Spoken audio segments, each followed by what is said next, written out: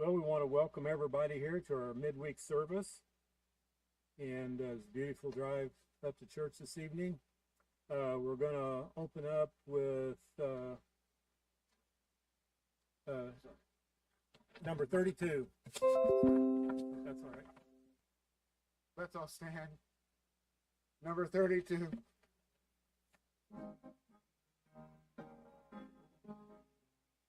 All praise to him who reigns above, in majesty supreme, who gave his Son for man to die, that he might man redeem. Blessed be the name, blessed be the name, blessed be the name of the Lord. Blessed be the name, blessed be the name, blessed be the name of the Lord. His name above all names shall stand, exalted more and more. At God the Father's own right hand, where angel hosts adore. Blessed be the name, blessed be the name, blessed be the name of the Lord. Blessed be the name, blessed be the name, blessed be the name of the Lord. Redeemer, Savior, friend of man, once through and by the fall, thou hast divine salvation's plan for all.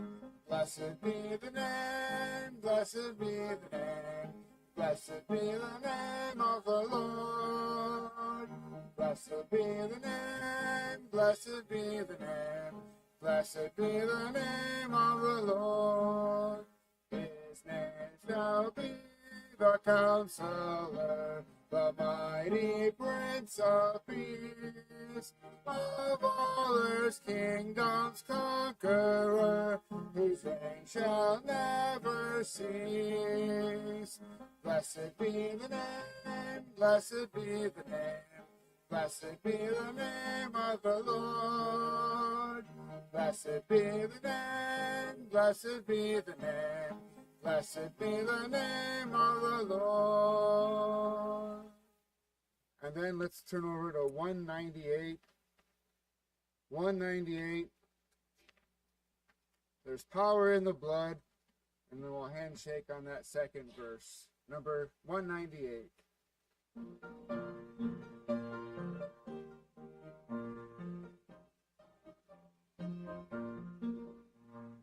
Would you be free from your burden of sin? There's power in the blood, power in the blood. Would you or evil a victory win? There's power in the blood. There is power, power, wonder-working power in the blood of the Lamb. There is power, power, wonder-working power in the precious blood of the Lamb.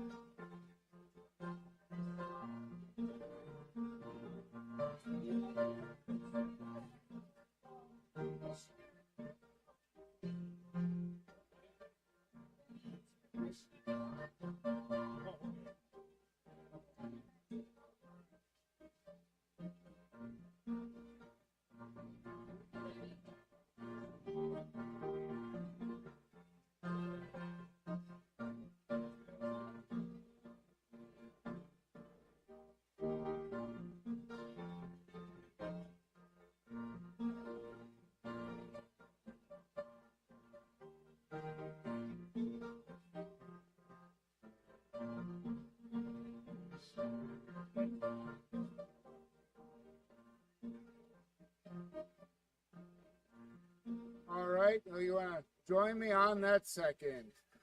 Would you be free from your passion and pride? There's power in the blood, power in the blood. Come for a cleansing to Calvary's tide. There's wonderful power in the blood. There is power, power, wonder-working power in the blood of the Lamb. There is power, power, wonder-working power in the precious blood of the Lamb. Would you be whiter, much whiter than snow? There's power in the blood, power in the blood. Sin stains are lost in its life-giving flow. There's wonderful power in the blood. There is power, power, wonder-working power in the blood of the Lamb. There is power, power, wonder-working power in the precious blood of the Lamb. Would you do service for Jesus your King? There's power in the blood, power in the blood. Would you live daily his praises to sing? There's wonderful power in the blood. There is power, power, wonder-working power in the blood of the Lamb. There is power, power, wonder-working power in the precious blood of the Lamb. Let's sing that chorus one more time.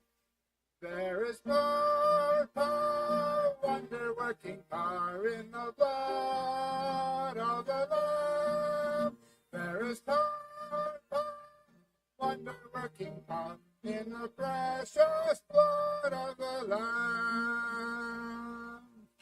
Thank you. You may be seated. Well, I want to welcome everybody here this evening. Supposed to make some announcements, but I don't have any. So I have no idea what we're doing in the next few days. My mistake. Anyway, we are going to take some prayer requests here in just a minute, but continue to pray for Pastor. He hunted a whole 2 hours before he got his 6x6 elk.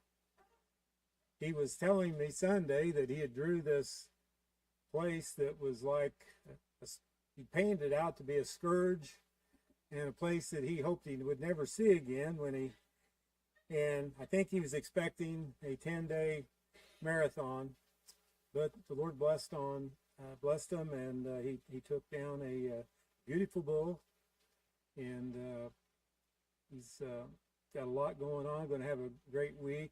Still hunting bear. So, but we need to pray for him and Jackson. What a blessing. I do want to say a couple of things, or, something I was thinking about. I suppose most of you saw the news there today and heard about the assassination of a young man named Charlie Kirk.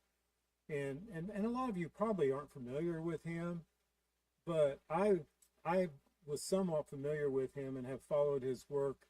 This is a young man who has literally made headways into these liberal universities and has been able to go in there and literally change the atmosphere in a lot of these schools. And we know that we've got an adversary in our culture that has done everything they can to destroy what America stands for, and I think that they're going to find out this was a mistake on whoever's part it was that carried this out. I think they'll end up making a martyr out of him. But we need to pray for his family. He's got a young family, and in the work that he's doing, that it'll be carried on. It's just a tragedy when something like that happens in a nation like ours, and so we want to pray for his family. I also want to, before I forget it, back on the table, there's a list for the missionary cupboard. And so if any of you, they need some things for that. I suppose after the conference, it probably was depleted down quite a bit. So if any of you are interested in buying some things for that, the list of their needs are back there on the table. You can sign up for those and get that taken care of. Is there any prayer requests this evening?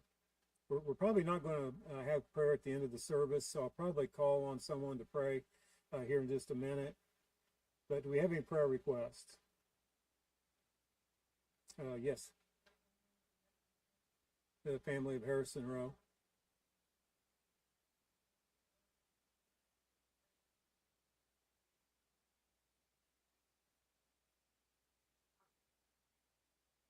Absolutely. Want to pray for those people that heard the plan of salvation. Sure, that was a powerful testimony. Bonnie, did you raise your hand?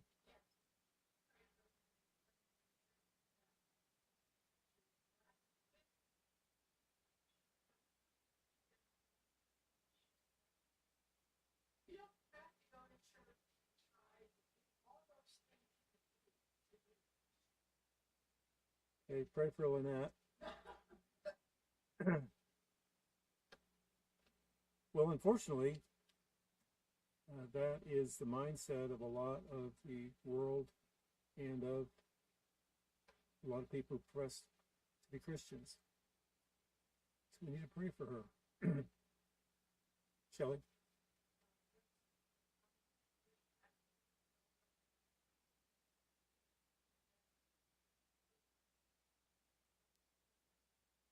Okay, Doug's trying to get home.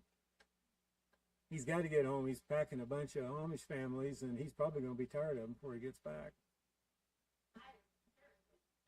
Oh, I can't imagine all that driving.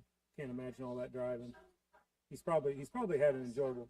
He's probably had an enjoyable time. I probably know some of them, and I'm sure he's had a great time.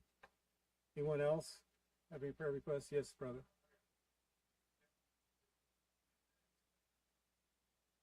Tammy's got chemo on Friday. All right. Pray for Tammy, of course, and Kevin and the family, and the jail ministry. Just a quick note: we've had a man that we've been ministering to in our jail in Unionville for months. We've taken him through a lot of Bible, and he was looking at going to trial in November and all this, and he informed me Monday evening that he cut a deal to get probation, and that he had been in there with a young man from over here at Numa, and he had been in contact with this young man, and this young man's going to somehow, he's helping him maybe get a job over at the battery factory, and he said he may have found a home in Seymour to rent. So it's possible we may see a fellow named Billy here in the next week or two. If everything goes together and he gets his house and his job and all those things, it's possible we might be seeing Billy and possibly Jeremiah, who is helping him out also. So we need to pray for those fellows.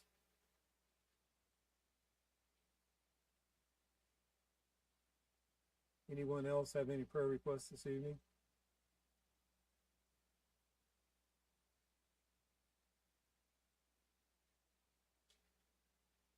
All right. Well, Brother Jesse, would you mind praying for some of these and blessing our service, please?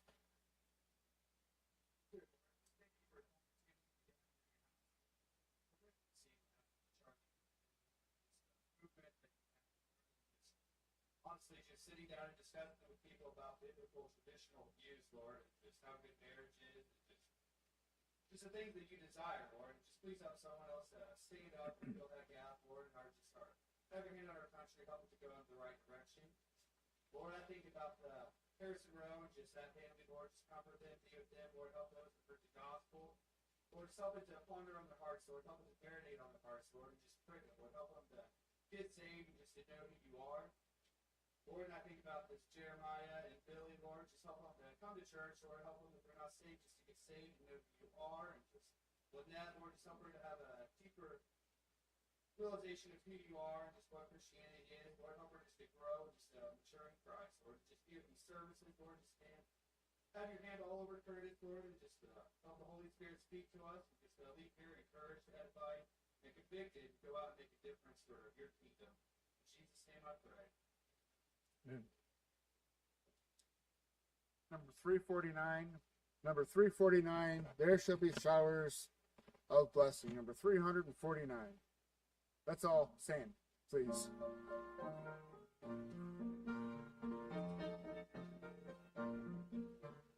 There shall be showers of blessing. This is the promise of love. There shall be seasons refreshing. Come, the Savior above. Showers of blessing. Showers of blessing we need. Mercy drops round us are falling, but for the showers we plead. There shall be showers of blessing, precious reviving again, over the hills and the valleys, sound of abundance of rain. Showers of blessing we need. Mercy drops round us are falling, but for the showers we plead. There shall be showers of blessing, send them upon us, O Lord. Grant to us now a refreshing, come and now honor thy word. Showers of blessing we need. Mercy drops round us are falling, but for the showers we plead. There shall be showers of blessing, oh, that today they might fall. Now as to God we're confessing, now as on Jesus we call. Showers of blessing we need. Mercy drops round us are falling, but for the showers we plead.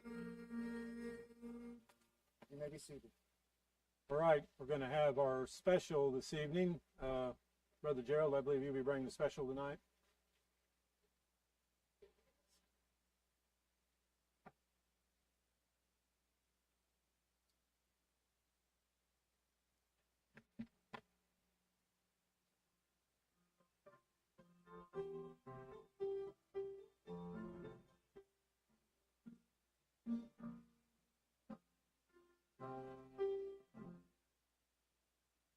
Near my God to thee, near to thee, even though it be a cross that raiseth me, still all my song shall be near my God to thee.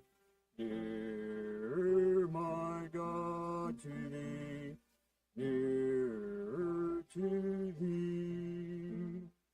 There let the way appear, steps unto heaven. All that thou sendest me, in mercy give. Angels to beckon me, near my God to thee, near my God to thee, nearer to thee. Or if on joyful wing, cleaving the sky, sun, moon, and stars forgot, upward I fly. Still all my song shall be near my God to thee, near my God to thee, near to thee.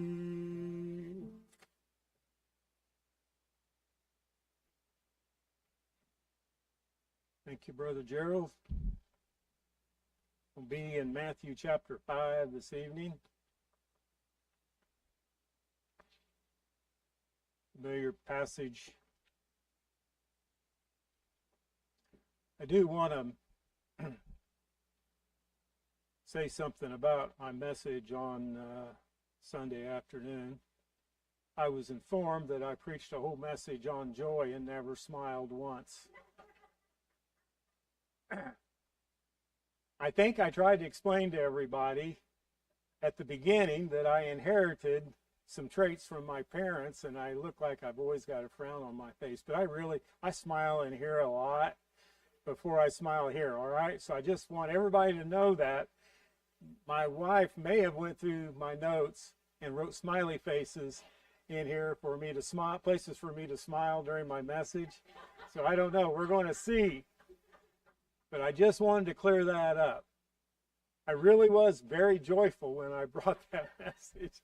I had really great intentions. Anyway, I am going to be bringing a message this evening that you probably, I know you've all heard a lot of messages on this passage in Matthew 5, verses 4 through 16. Obviously, I was looking at my Bible, and I've got a wide margin Bible, and I have got notes from the top to the bottom on verses 13 through 16, but most of them are on verse 13 and on the issue of salt. And tonight, I'm not going to, as useful as salt is and how important it is in this passage, I'm actually not going to speak too much tonight on the issue of salt, but I'm going to focus on the subject of light. And this passage, of course, is part of a much larger sermon that Jesus is preaching that is called by many the greatest sermon ever preached, the Sermon on the Mount. And Jesus is gathered he has this group of folks that's begin to follow him.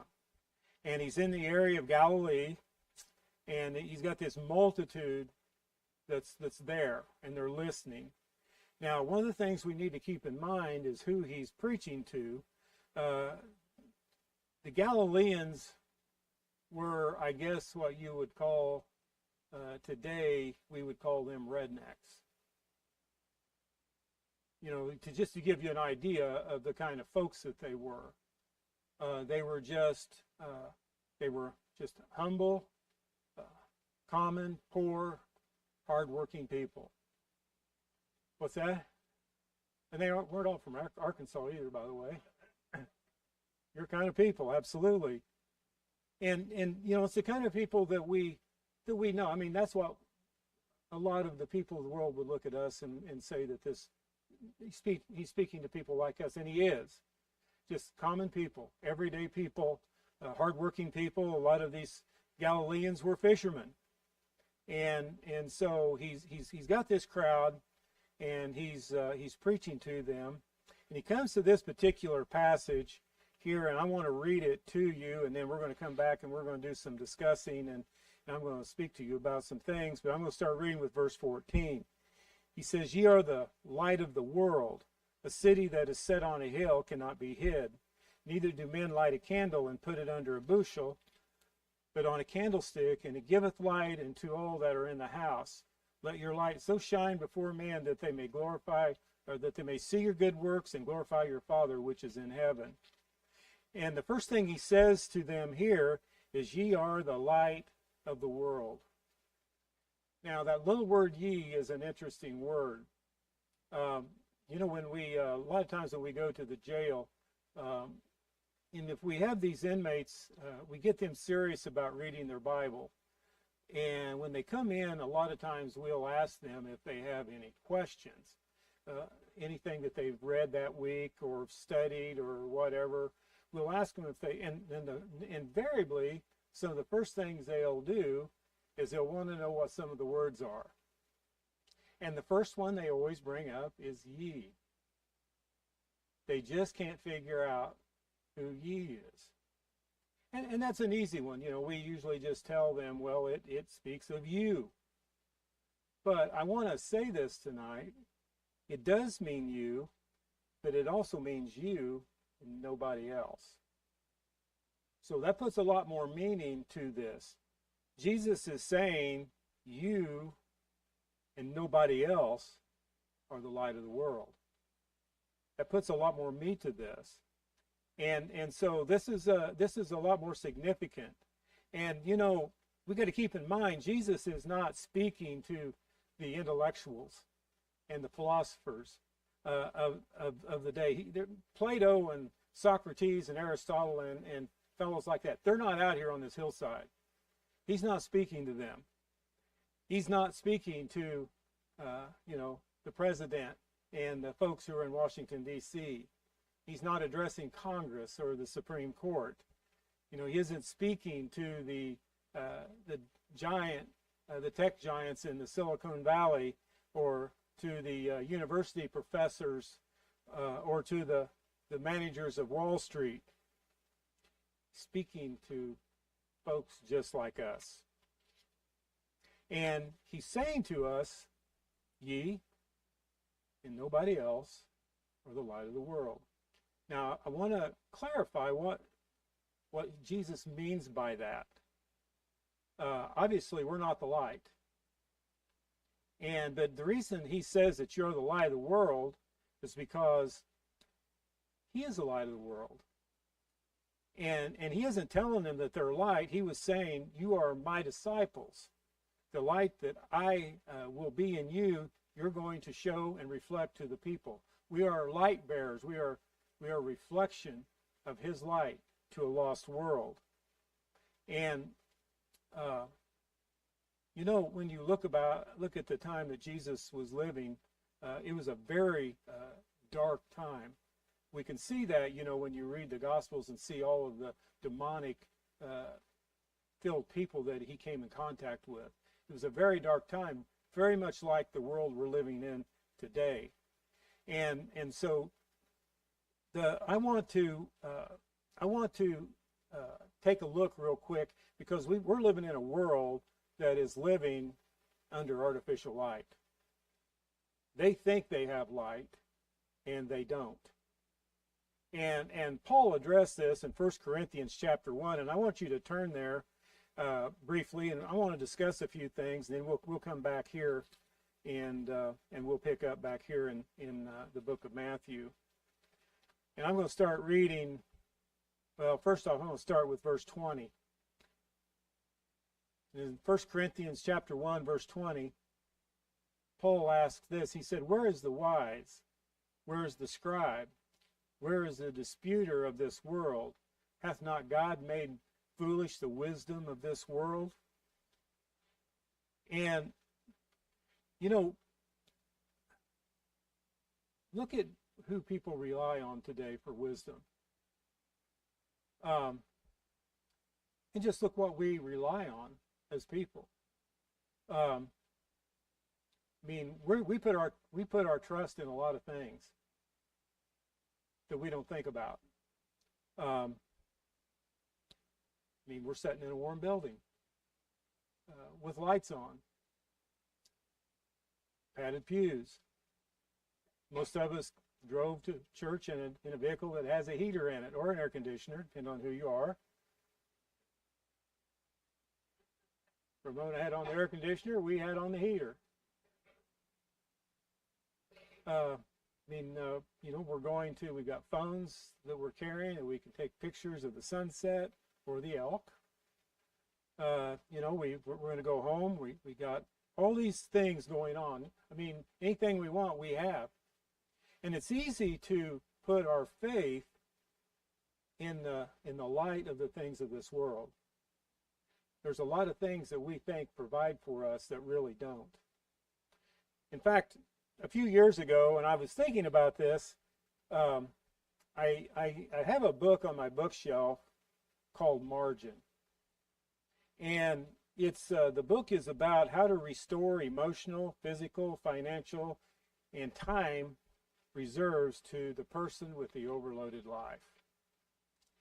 And I want to read a few excerpts from this book just to give you an idea of what our lives look like and what we have tried and what the world and sometimes some of us here in the church have tried to put our faith in. And it says, the writer of this book says, the conditions of modern day living has devoured our margin. If you are homeless, we send you to a shelter. If you're hungry, we give you food stamps.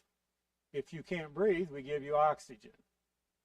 To be marginless is to be 30 minutes late for your doctor's appointment because you were 20 minutes late getting out of the bank because your car ran out of gas and you forgot your wallet. So that's marginless. Marginless is when your baby is crying, the dog is barking, the phone is ringing at the same time. Now, these are just common sense things here. He says marginless is being fatigued, living a life full of red ink.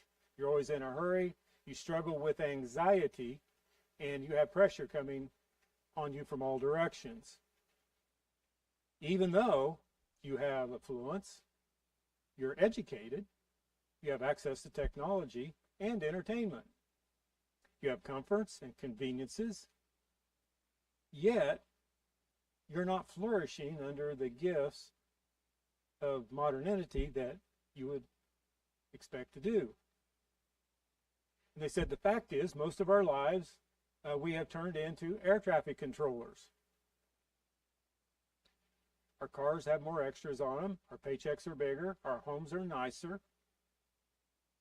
Some of us even get 4 weeks of vacation. How is it possible that we're still tired despite the fact that we have washing machines and clothes dryers and dishwashers and vacuum cleaners? And why are the therapist's offices so full when we are so full of material abundance, yet we're not fulfilled? And the writer says something has gone terribly wrong. And I will say this, on the front page of this book is a picture of a parking meter that says time expired.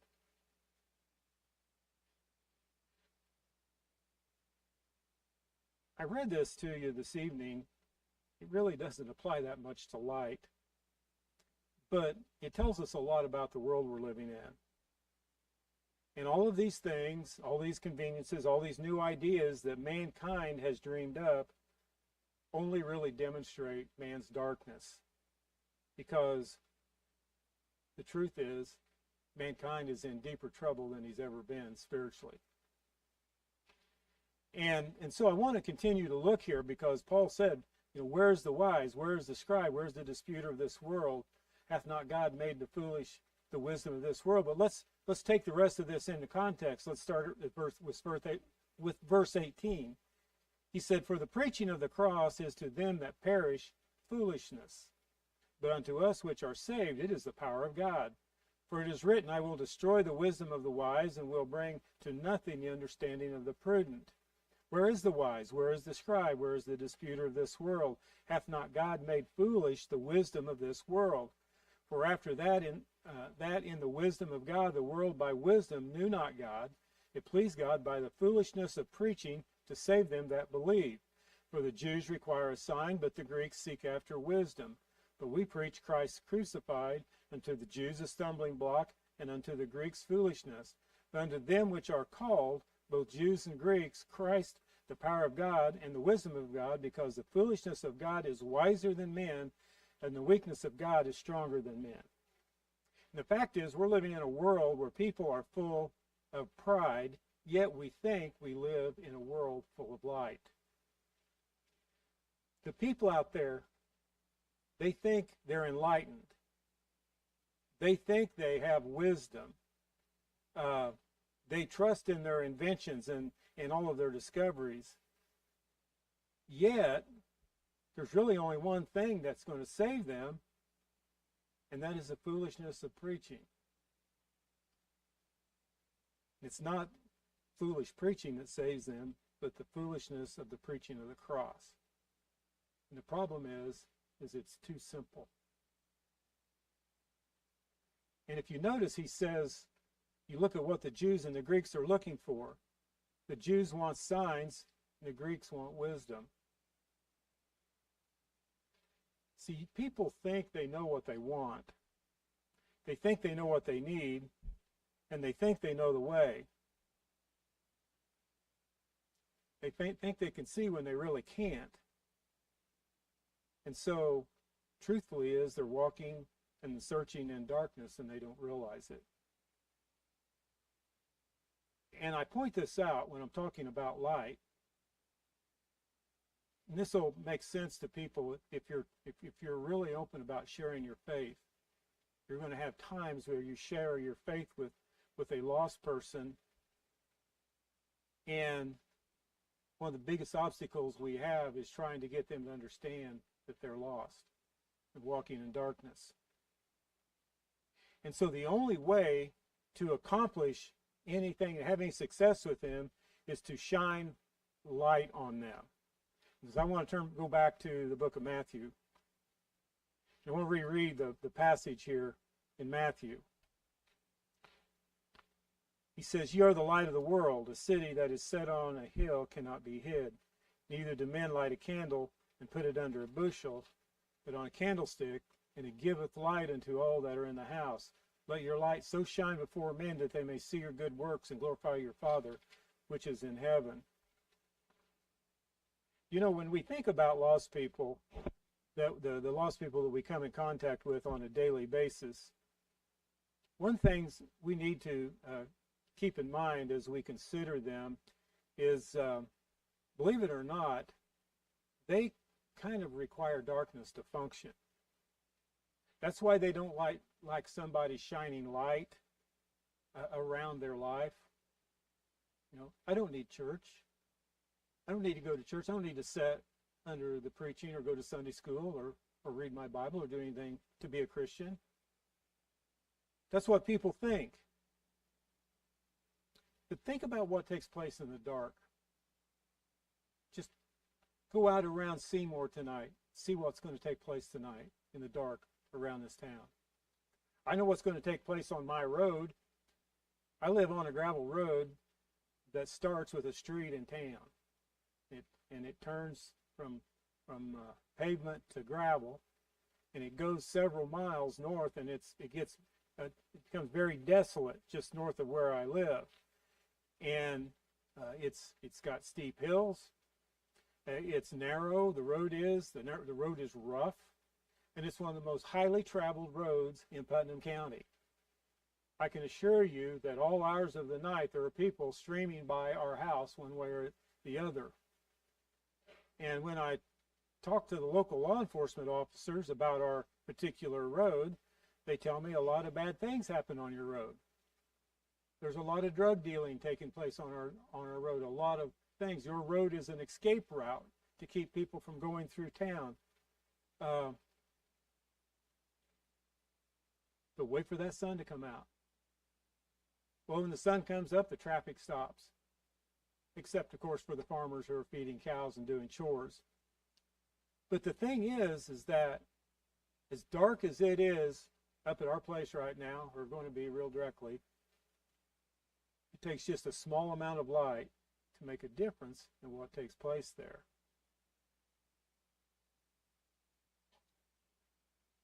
Light is very significant, and the power of light is very significant. I remember when I was a young man, my mother had two brothers that served in World War II.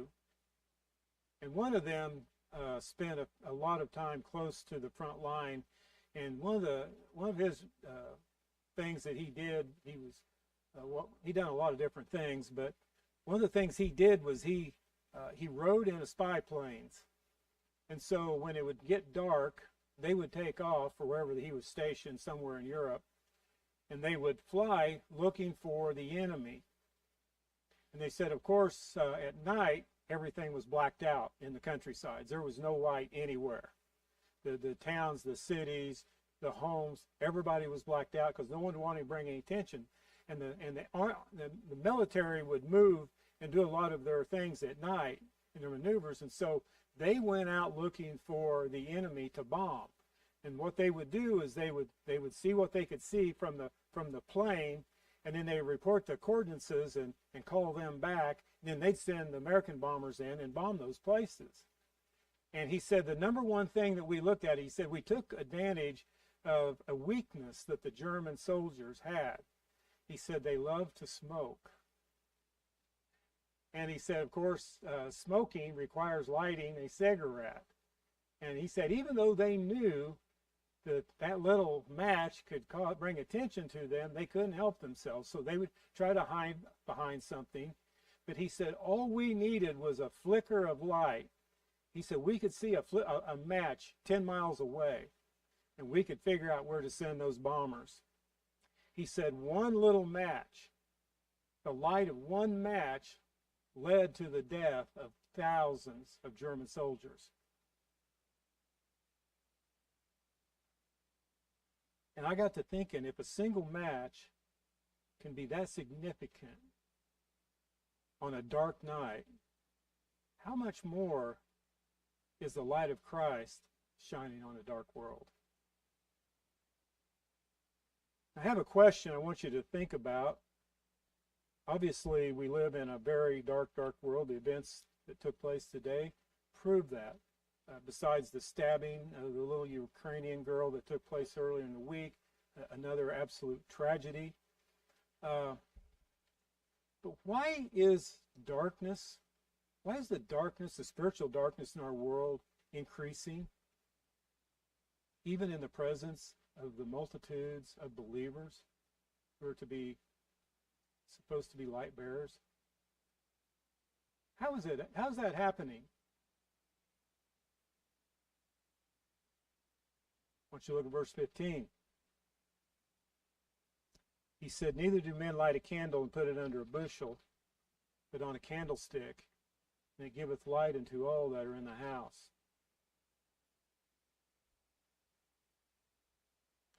Could it be that we're believers who are living like German soldiers? We're fearful of so much as lighting a match for Jesus Christ.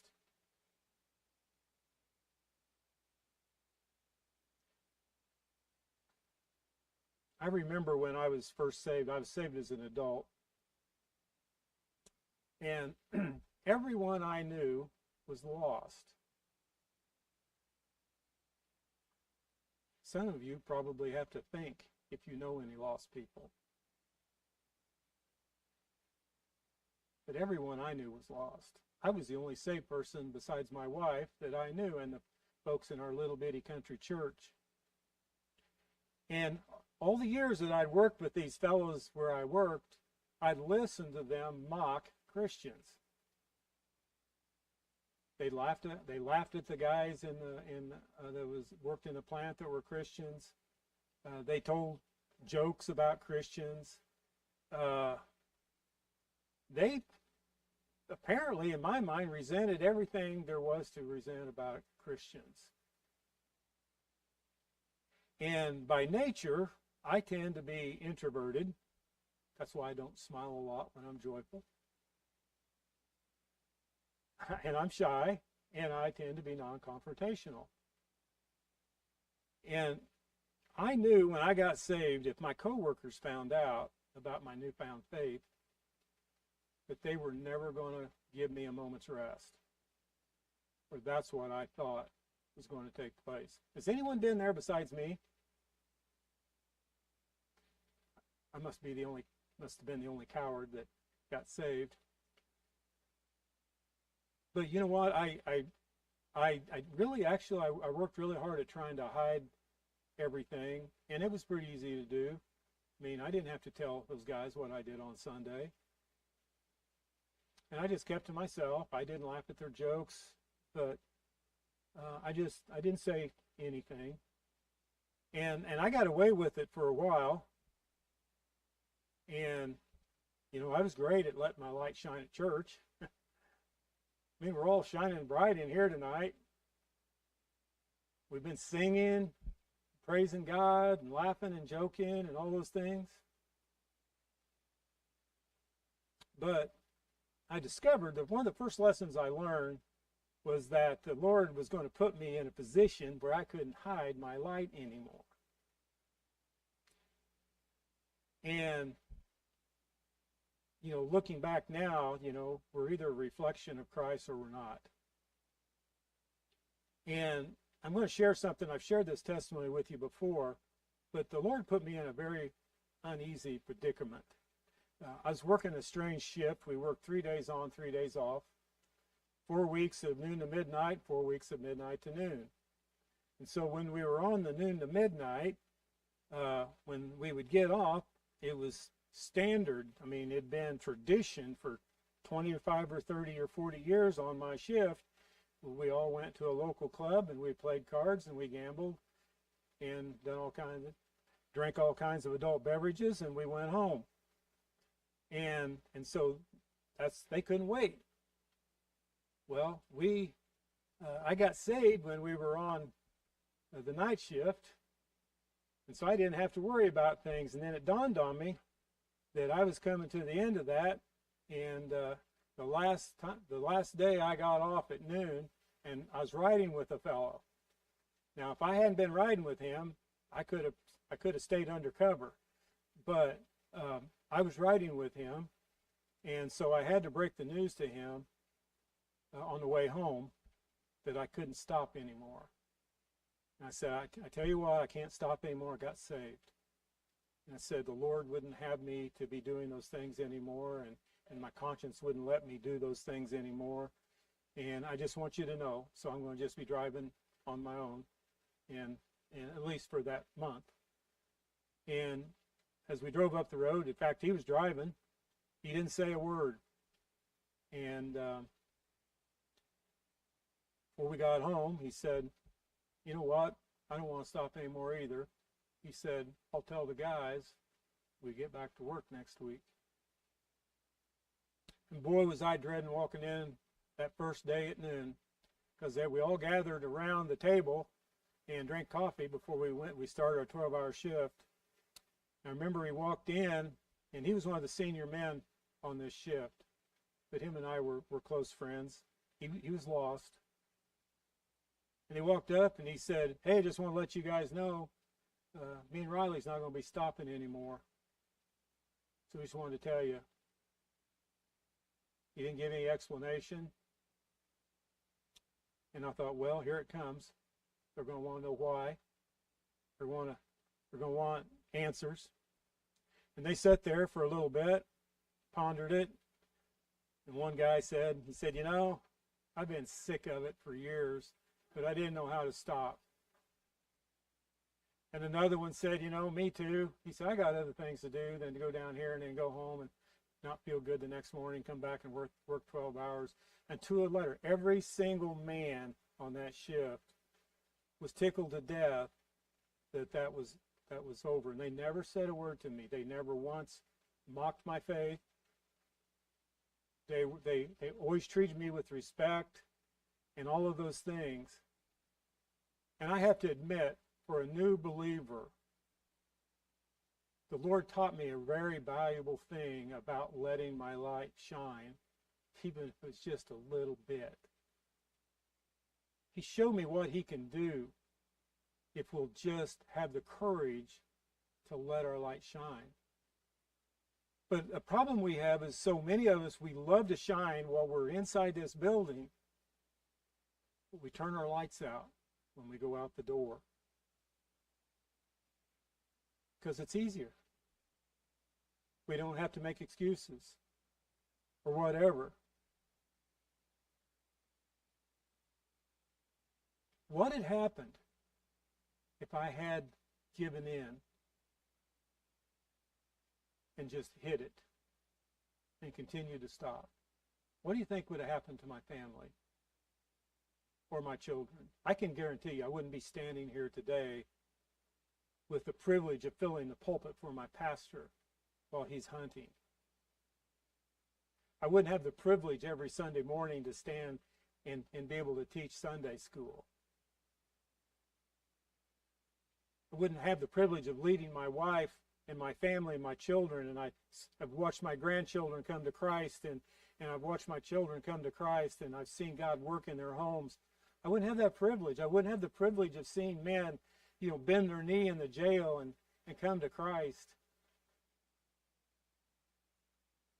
Think of all the things because I guarantee you I would have went back to my old life. And I would have said, you know what, I'm saved, but I don't need church. I'd have been that person who says, you know what, I don't need to read the Bible every day. It's not a big deal, right? God saved me. He's got to take me to heaven, right?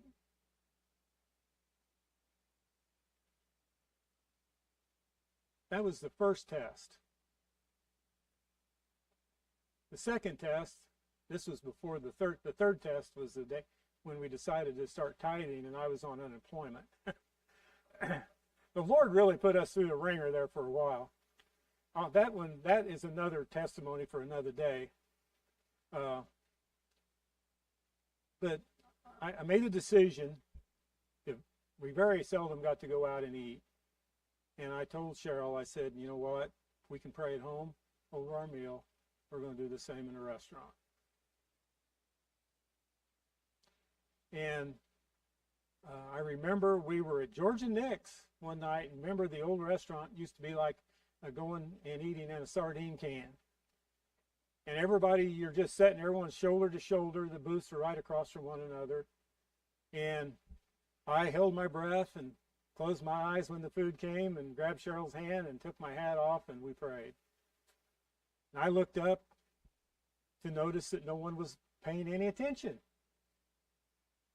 And I thought, wow, I lived through that. And that wasn't that bad. And a little later, you remember this, Cheryl? Way in the back, there was a couple sitting way in the back. I'd seen them down there, and I saw them get up, leave a tip. And as they walked by, the wife just nonchalantly laid something on our table, and they went on. And Cheryl grabbed it, and she looked at it. I said, what is it? And it was a thank you note for being a testimony for the Lord in the restaurant in front of all those people. We really didn't think that we were shining our light at all, or that people were paying attention. And these are just little bitty things that we did, these small things that we did, that we shine, we let our light shine, and the Lord rewarded us and let us know that it was making a difference. And I think a lot of believers, they struggle. They love Jesus, they love God, but they're just afraid to let their light shine. They just lack courage. As one old preacher said one time, he said, they love God, they don't have the courage to serve the devil, but they also don't have enough grace to serve God.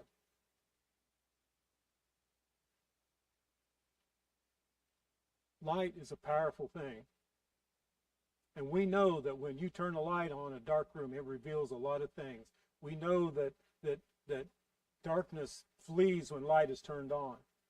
But before I close this evening, I want to bring something up about light that I've never heard preached or taught on this particular subject, that the Lord kind of laid on my heart when I was working on this, and I got this thought because I've spent the last several years operating a greenhouse. And we always point out these characteristics about light, how it brings light into darkness and reveals sin, and it does all of these things. But one of the things that I think we fail to take in consideration is that light is essential for growth. I remember when I had my greenhouse, I kind of miss it. It's a lot of work, by the way. If anyone ever decides they want one, it's a lot of work. But one of the things I could do is grow really healthy plants. I remember one day I was in my greenhouse, and my tomato plants were about 8 inches tall, and their stems were about as thick as your little finger, and they were just happy as could be and growing. And this guy comes walking in, and he's got tomato plants, and they're about this long. And they're about as big around as a pencil lead. And he said, "What's wrong?" I said, "Well, you have a problem." He said, "Can you save my plants?" I said, I'm not sure. Probably not. I said, "What did you do?" See, he come in one time and asked me. He wanted to try to grow his own plants. And he said, he asked me when was the right time to plant tomato plants. So we planted them the exact same time. And so he planted his tomato plants in the window of his basement, a basement window. And they were just this close to the glass, but down on the ground. And those tomatoes had sprouted, and they'd started growing, and he thought they were doing great. They were just really growing and everything, but they got longer and longer and longer and skinnier and thinner, and the leaves got smaller, and then they got yellow. And he came in and he said, "I can't figure out what's wrong." And I said, "Here's something you need to understand about when you're propagating something. Light is the single most critical factor in the life and growth of a plant. And because light provides more than just illumination, which is what we stress a lot in the church. But it also drives the most foundational process of sustaining life. Without light, plants simply cannot function properly. The proper light is essential for their growth, for their reproduction, and for their sustainability.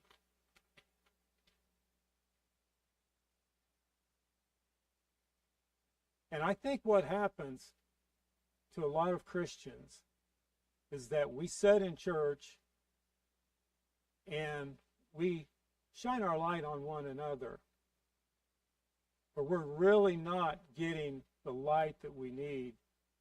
And I'm using this in a different concept than probably what you're thinking.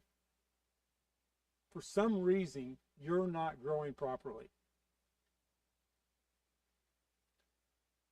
And I think a lot of Christians, they believe they're right with God. They don't necessarily need church, especially organized church. Friend's a great example. I wish she was here tonight. I probably wouldn't use her if she was here tonight. But, they may or may not read their Bible.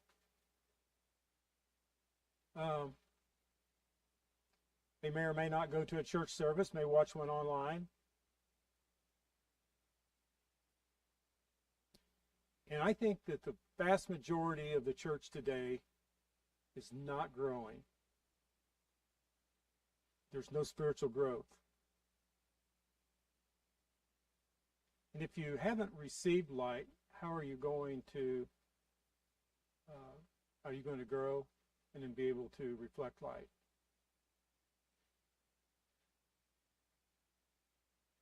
And I think a lot of Christians' lives are the picture of a plant that's starved for light. I want to read to you from the book of John real quick. I want to make my point here with that. I know this isn't exactly the application that most people would use here, but I think it's interesting. John chapter 1, it says, "In the beginning was the Word was with God, and the Word was God. The same was in the beginning with God. All things were made by him, and without him was not anything made that was made. In him was life, and the life was what? The light of men. And the light shineth in darkness, and the darkness comprehended it not."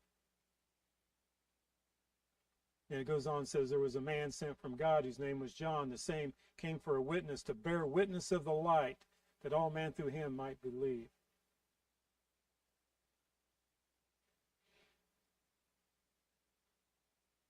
If the proper light is not provided for a plant, it's eventually going to starve and it's going to die. And the Bible here says that Jesus Christ is the Word of God. And in him was life, and the life was the light of men. And I think far too many of Christians today forget that their purpose is to glorify God and to bear witness of the light.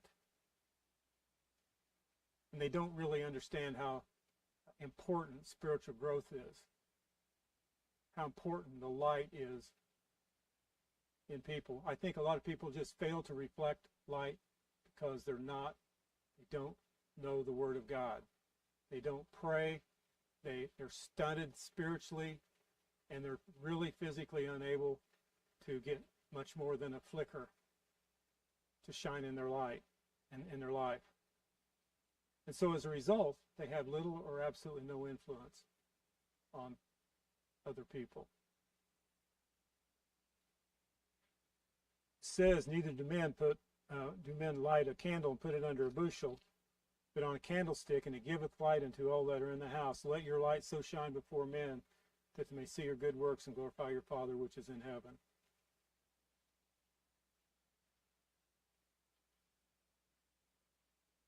You know, we need to be able to take our light outside the door of this church. We need to shine in this dark world we're living in. And there's people everywhere that need the light. Right before I came to church, I was almost late. I hadn't even changed or anything yet. I was just thinking about it. I got a call from a man down in South Missouri, and his daughter has a brain tumor. And he was wanting hope. But one of the things he told me that was encouraging was that his daughter knew Christ. You know, we're living in darkness, and but we're living also in public. And when you think about Christ, everything he did was in public. He was standing out on that hillside in front of all these people in public, teaching them. He done his miracles in public. He preached in public. His crucifixion took place in public. He even appeared publicly after he was resurrected. So when we think about shining our light, I just want to remind you that he is our example. God didn't call us to stand boldly for the right things while we're settled inside the walls of this building in the comfort of our pews. He called us to go out there after this service, shine the light of Christ into the dark world. We saw today that this dark world is a rotting, putrid place. People need hope.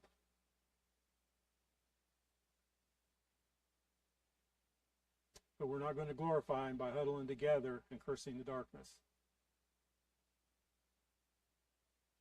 He wants us.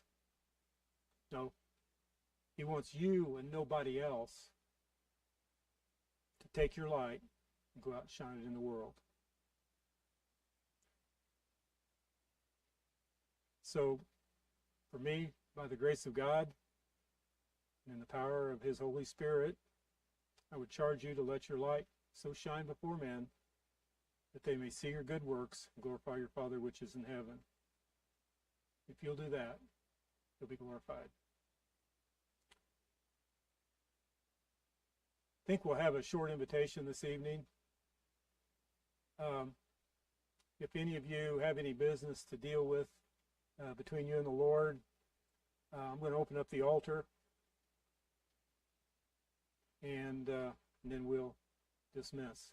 So play a verse or two, please.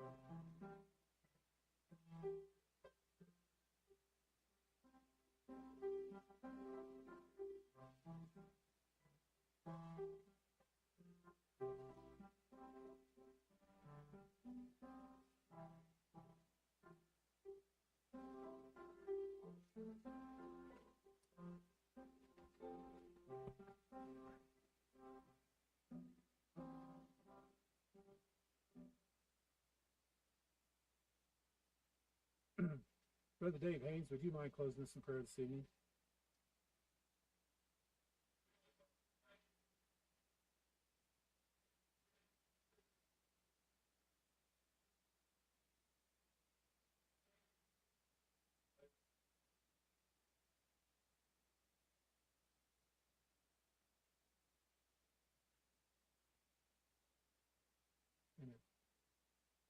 Amen.